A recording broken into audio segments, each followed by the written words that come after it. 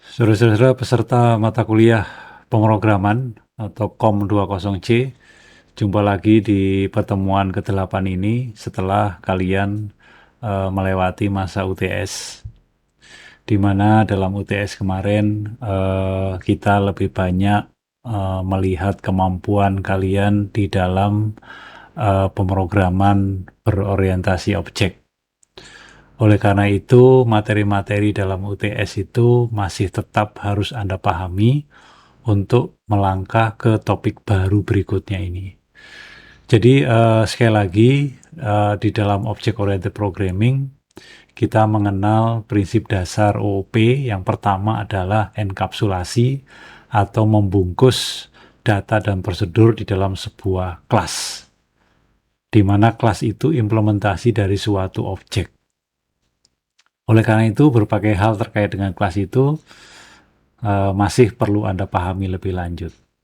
Dan pada pertemuan ke-8 ini, itu topik yang kita bahas adalah prinsip dasar dari OOP yang kedua, yaitu inheritance atau pewarisan.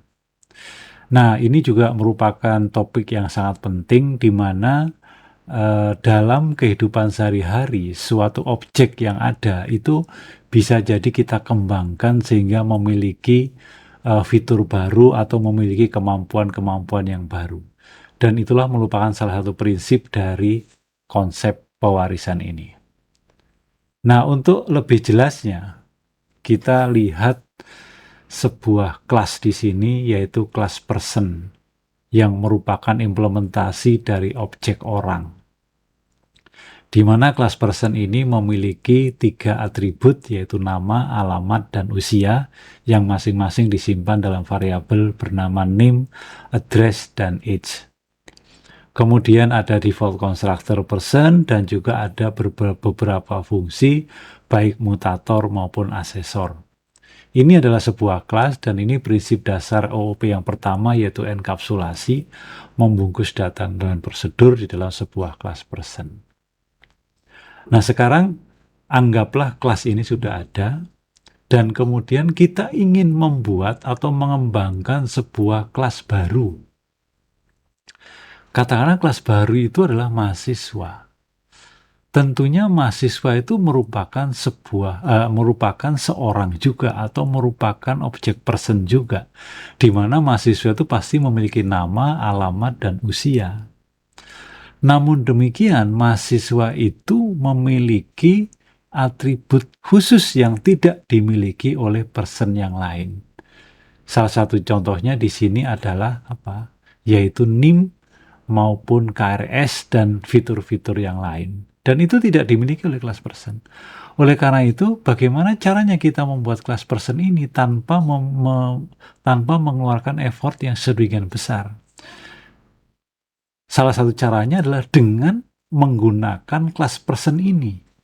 Jadi kita kembangkan kelas person ini. Oleh karena itu, kebutuhan baru ini. Kenapa saya berpikir kelas person? Karena mahasiswa itu merupakan person juga kan, dengan atribut tambahan tadi yaitu misalkan NIM dan KRS. Kemudian mahasiswa itu dapat mengisi KRS. Oleh karena itu, sifat-sifat dari kelas person itu bisa saya gunakan juga di dalam kelas mahasiswa. Oleh karena itu, saya harus melakukan apa? Maka saya harus mengextend kelas person. Harus saya tambah fiturnya kelas person itu. Saya harus kembangkan kelas person itu. Sehingga saya dalam membuat kelas mahasiswa, itu saya memiliki prinsip bahwa kelas mahasiswa ini harus mewarisi sifat-sifat dari kelas person. Dan inilah merupakan konsep dari pewarisan atau inheritance. Sehingga kelas mahasiswa yang baru saya buat itu haruslah merupakan turunan dari kelas person. Karena kita tahu yang bisa mewarisi induknya itu adalah turunan. Atau dalam hal ini yang kita sebut sebagai konsep pewarisan. Dan itulah yang dalam bahasa Inggris kita sebut sebagai inheritance. Oleh karena itu, Di dalam membuat kelas itu, maka sebaiknya kita buat supaya sifat-sifat yang dimiliki oleh kelas itu dapat diturunkan ke dalam turunannya. Dalam hal ini kalau saya membuat kelas person, maka nama, address, dan age atau usia itu dapat diturunkan ke dalam kelas mahasiswa. Oleh karena itu, akses modifier dari ketiga atribut tadi yang tadinya private itu sebaiknya kita buat protected. Artinya supaya bisa diturunkan oleh kelas turunannya atau bisa diakses oleh kelas turunannya selain oleh kelas dia sendiri. Itu sehingga beberapa sifat atau semua sifat yang dimiliki oleh kelas person itu dapat diwariskan ke dalam kelas turunannya, dalam hal ini adalah kelas mahasiswa. Jadi, dalam membuat kelas mahasiswa ini, saya buat seperti ini. Jadi kelas mahasiswa titik 2 public person. Ini menunjukkan bahwa kelas mahasiswa itu merupakan turunan dari kelas person. Oleh karena itu, kelas mahasiswa ini yang merupakan kelas turunan dari person, itu sifat-sifat yang tadinya misalkan nama, alamat, dan usia, itu tidak perlu saya buat di dalam kelas mahasiswa. Cukup diambil sebagai warisan saja. Tinggal kita menambahkan fitur-fitur khusus yang hanya dimiliki oleh kelas mahasiswa, dalam hal ini adalah NIM dan juga KRS. Di mana KRS itu merupakan vektor yang terdiri dari beberapa kode mata kuliah dan SKS masing-masing mata kuliah. Dan seperti biasa, kelas mahasiswa juga punya default constructor, kemudian punya fungsi mutator, punya fungsi asesor, dan lain-lain seperti biasa. Tapi intinya bahwa sifat-sifat yang dimiliki oleh kelas person tadi, misalkan nama, kemudian alamat, dan usia, itu dikenal juga oleh kelas mahasiswa. Kemudian ada fungsi mutator di dalam kelas person, misalkan set name, set address, dan set age. Kemudian asesor get name, get address, get age, kemudian print. Itu juga bisa diakses dan bisa digunakan oleh kelas mahasiswa. Karena itu semua diwariskan ke dalam kelas mahasiswa. Namun demikian, kita perlu pahami juga bagaimana kaidah pewarisan itu. Kalau tadi kan diwariskan secara publik, jadi kelas mahasiswa titik 2 public person. Maka jenis pewarisannya itu adalah publik. Apa sih maknanya? Maknanya itu adalah sebenarnya pada prinsipnya kan setiap anggota dari base class atau dari kelas induk itu kan diturunkan ke dalam kelas turunannya atau diturunkan ke dalam derive kelasnya. Namun tingkatan aksesnya itu berbeda tergantung jenis penurunannya. Kalau kita turunkan seperti person tadi, kita turunkan secara publik kepada mahasiswa, maka sifat-sifatnya tetap. Yang protected tetap jadi protected, yang public tetap jadi public. Kalau kita turunkan secara protected, maka yang public jadi protected. Namun demikian, akses modifier kelas atau kelas induk yang private itu pasti tidak dapat diturunkan. Itu kenapa tadi kelas person yang tadinya private untuk nama, alamat, dan usia itu saya ganti menjadi protected supaya bisa diturunkan. Karena yang private itu sama sekali tidak bisa diturunkan. Jadi mengapa kita melakukan pewarisan itu? Karena sebenarnya pewarisan itu adalah mekanisme untuk apa tadi? Untuk mengembangkan kelas baru dari kelas yang ada. Jadi kita tidak mengubah-ubah kelas yang ada. Kita mengembangkan menjadi kelas baru, di mana kelas baru itu memiliki sifat-sifat yang sama dengan kelas induknya. Kemudian juga kita bisa melakukan spesialisasi dari kelas yang sudah ada. Nanti kita berikan contoh dari spesialisasi ini. Oleh karena itu, di sini kita harus memahami istilah kelas induk atau base class dengan kelas turunan atau derived class. Nah, untuk memahami itu, saya berikan beberapa contoh di sini. Jadi contoh pewarisan yang pertama ini, ada sebuah induk kelas namanya poligon. Poligon itu adalah garis yang terhubung satu sama lain membentuk lingkaran tertutup. Tidak lingkaran sih, membentuk daerah tertutup, area tertutup itu yang kita namakan sebagai poligon. Seperti gambar di yang warna kuning itu. Jadi kelas poligon itu punya data apa saja, yaitu punya n itu banyaknya titik. Kemudian vektor x, y itu adalah koordinat dari masing-masing titik itu.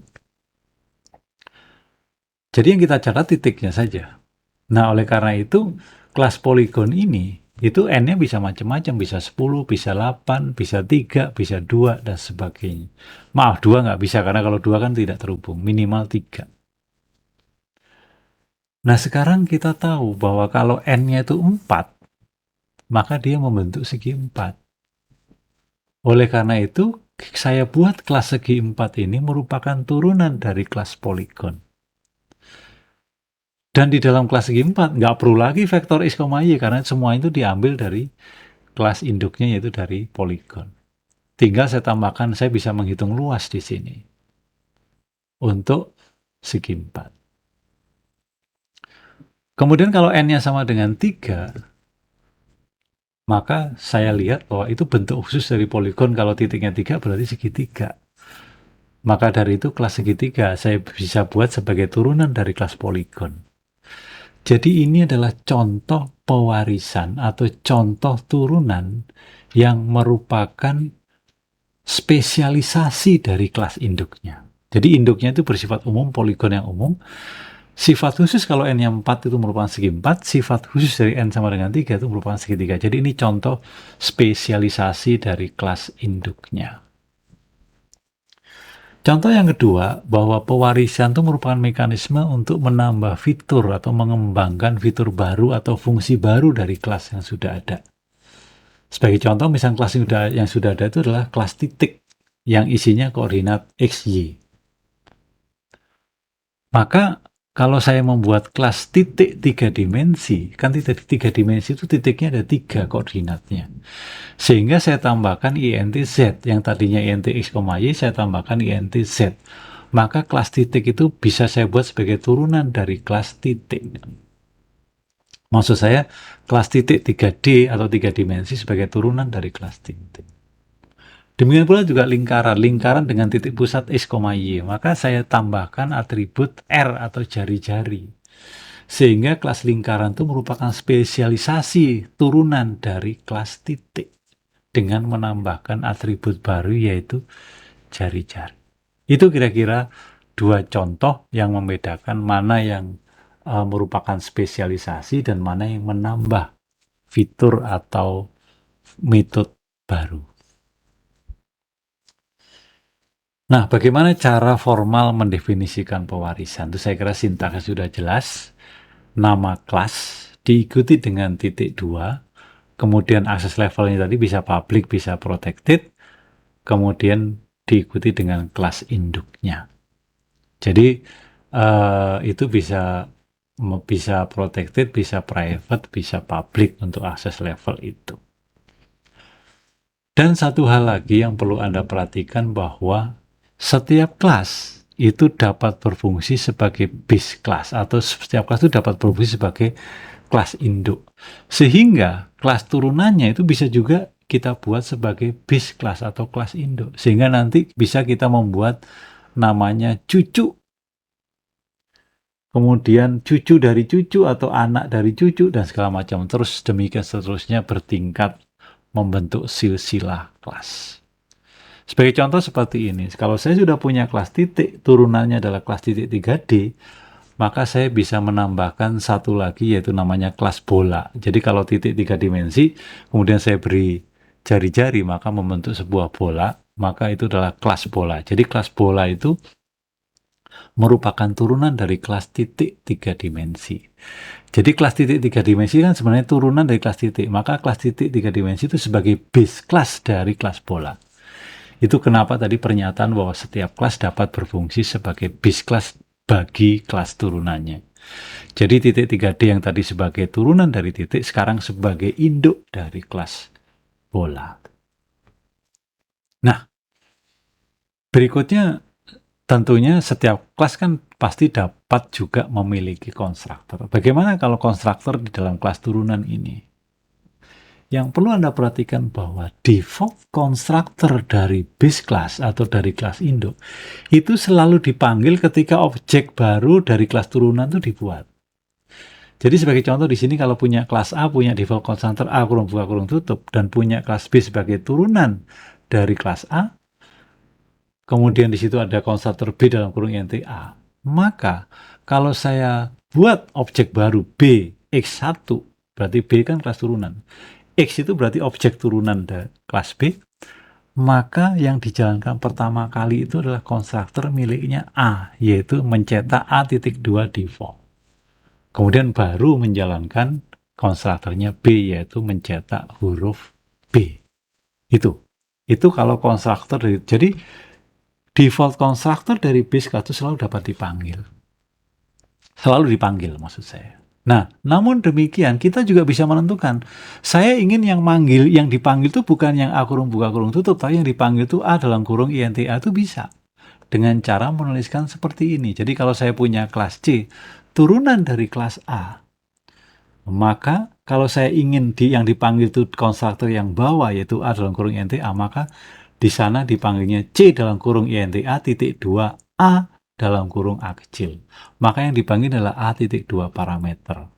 Kemudian Anda lihat di bawah ini di sebelah saya ini, sehingga output dari perintah ini itu adalah A.2 parameter kemudian C, di mana A.2 parameter itu adalah hasil dari konstruktor yang A dalam kurung int A. Itu yang terkait dengan konstruktor di dalam kelas turunannya. Dan terakhir, yang terkait dengan turunan ini pada pertemuan kali ini adalah apa yang disebut sebagai overriding. Overriding itu kalau dalam bahasa Indonesia itu mungkin secara sederhana diartikan sebagai menimpa atau menggantikan. Jadi dengan overriding, kalau ada fungsi atau metode dari kelas turunan yang memiliki signature yang sama atau identik dengan metode pada kelas induknya, maka berlakulah konsep overriding. Jadi fungsi dari kelas induk itu ditimpa oleh fungsi dari kelas turunannya. Dengan kata lain bahwa kelas turunan itu akan mengimplementasikan metode versinya sendiri. Jadi coba Anda perhatikan dua kelas A dan B ini. Kelas B merupakan turunan dari kelas A. Di dalam kelas A ada fungsi namanya void print. Di dalam kelas B ada fungsi namanya void print juga. Maka kalau kita membuat objek dari kelas B, maka yang dijalankan pada saat kita panggil fungsi print itu adalah fungsi print miliknya kelas turunan itu sendiri. Jadi langsung ditimpa oleh kelas turunannya. Saya kira demikian materi terkait dengan inheritance ini, dan Anda pelajari baik slide-nya maupun rekaman ini. Anda ulang-ulang lagi sampai Anda paham bagaimana konsep dari inheritance, bagaimana konsep dari konstruktor di dalam kelas turunan, dan juga bagaimana overriding ini. Nanti kita perdalam dalam praktikum, dan khusus untuk praktikum pada pekan ke-8 nanti kita isi juga dengan membahas soal yang ada di UTS, karena bagaimanapun juga kita harus menguasai prinsip dasar yang pertama dari object oriented, yaitu encapsulation. Kemudian juga perlu Anda ketahui bahwa dalam praktikum nanti kita tidak lagi menggunakan Gradle LX karena kompilernya sudah ketinggalan zaman. Kita ganti dengan DOM Judge yang tersimpan di situs programming.ibb.ac.id. Untuk mengakses itu kita gunakan NIM dengan password yang nanti akan dikirim oleh Pak Dean ke email masing-masing mahasiswa. Jadi tolong buka emailnya, dan nanti bagaimana cara menggunakan DOM Judge ini nanti kita diskusikan dalam praktikum. Saya kira demikian. Tetap jaga kesehatan, selamat belajar, sampai jumpa di kuliah nanti. Terima kasih.